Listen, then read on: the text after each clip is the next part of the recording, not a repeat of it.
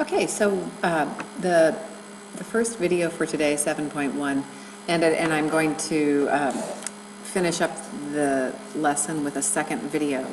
Unfortunately, the students aren't here, so it'll just be me with you if you're watching it. So the next question, we determined already the answers to number 5 and 6.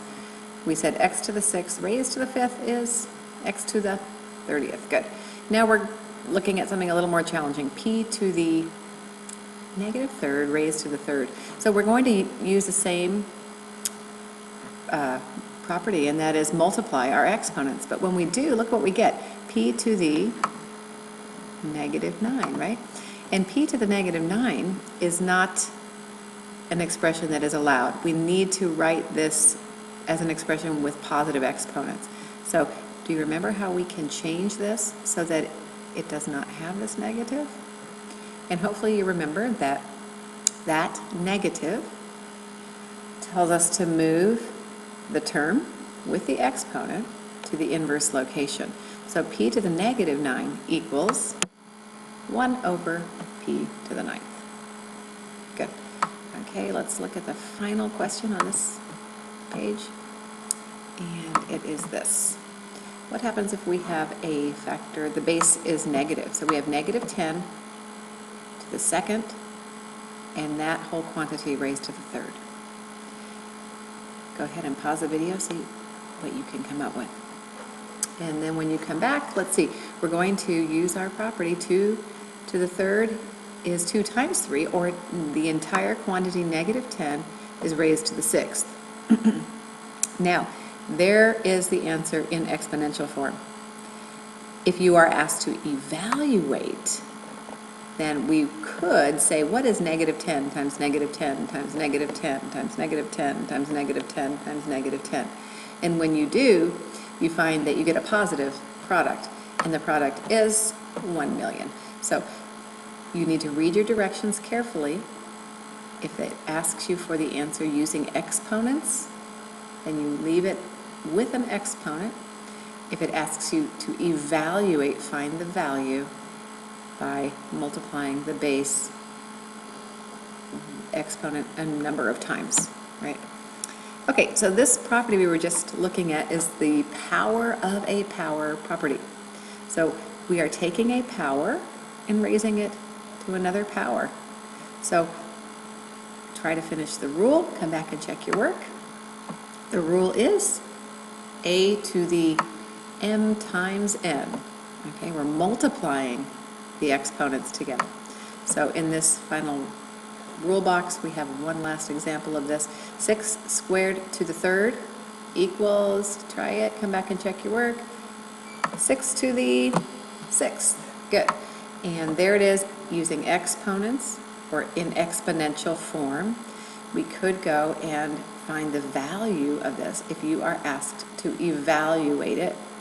6 times 6 times 6, you would have 6 factors of 6. Okay? Our final property today is when we take a product, like 8 times y. 8y is 8 times y. That's a product. And raise it to a power. So this exponent tells us we have this entire product how many times? Good, 3 times, right? So we could expand it by writing the product 3 times. And when we do, we can see how many factors of 8? 3. How many factors of y? 2, 3. So we can write that as 8 to the 3rd, y to the 3rd. There is the answer using exponents.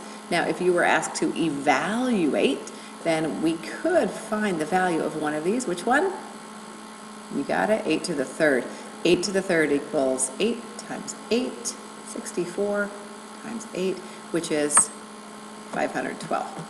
So somewhere down here we have the value, 512 y cubed, or y to the 3rd. Okay?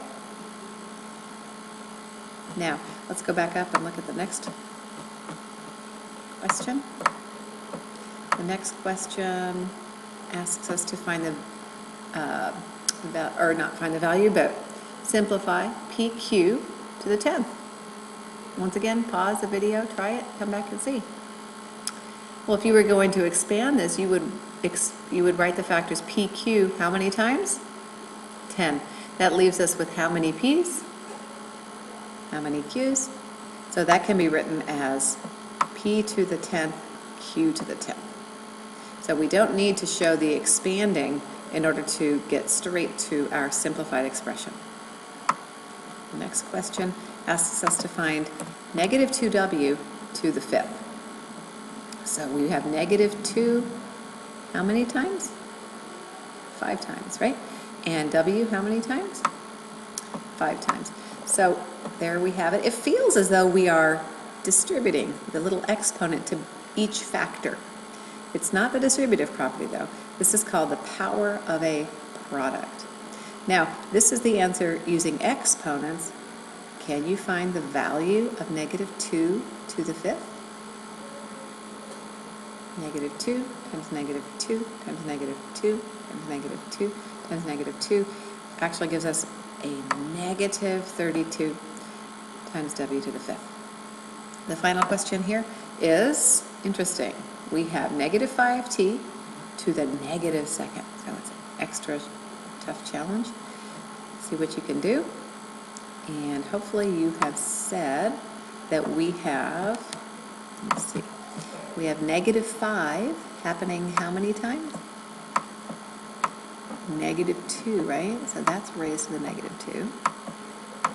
And t is also raised to the negative 2. Now we know that negative causes these things to go to the inverse location, right? So we can't leave our answer with negative in the exponent. So we move negative 5 squared to the inverse location, and we move t squared to the inverse location. Good. And now we can bring these two things together, just multiply straight across, right? And what is negative 5 times negative 5? It is 25, right? So 1 over 25t squared. This is power of a product property. So when you have ab to the m power, can you finish the rule? And I hope you're saying a to the m times b to the m. Good. Go ahead and try it with this example. 5x to the 2nd gives us 5 squared, right, times x squared. So this is the answer using exponents. Can we evaluate? What is 5 squared? Good, 25. And then x squared stays as it is, x squared. Good job. One way that you might apply this, one of these properties, is when multiplying two terms that are written in scientific notation. So here we have two terms in scientific notation. What could you do to make the multiplication of these two terms a little easier? Well, it's all multiplication, isn't it? Multiplication between the two terms within the scientific notation and multiplication of the two big entire terms. So we can use the commutative property, right, to move the terms that are more alike next to each other. So 6.05 is kind of like the 4.2, right, decimal number. And 10 to the 5th, that power of 10, is like this power of 10 over here, 10 to the 6th, just a different power. Both of them powers of 10. So now we would simply multiply these two together and these. When you have the product of two powers, do you remember what we do? I hope you're saying add, right? Add those exponents, 10 to the 11th. When you multiply these two numbers, you get 25 and 41/100ths. Is that answer now in scientific notation? It is not. So look at the original numbers written in scientific notation. The first number in the two-part scientifically notated number, this first number must be a number between 1 and 10, right? Remember that? So this number here, 25, is not between 1 and 10. So we're going to have to move the, oops, let's get a different color. We're going to have to move the decimal one place to the left, right, in order to get a number between 1 and 10. 2.541.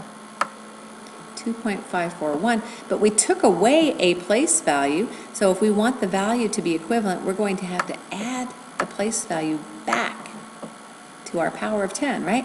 Like we did when we were talking about scientific notation in the last chapter. So our answer is 2.541 times 10 to the 12th. Good. So here is your assignment for 7.1, and good luck. Have fun. Thanks for taking the time to watch these. Bye-bye.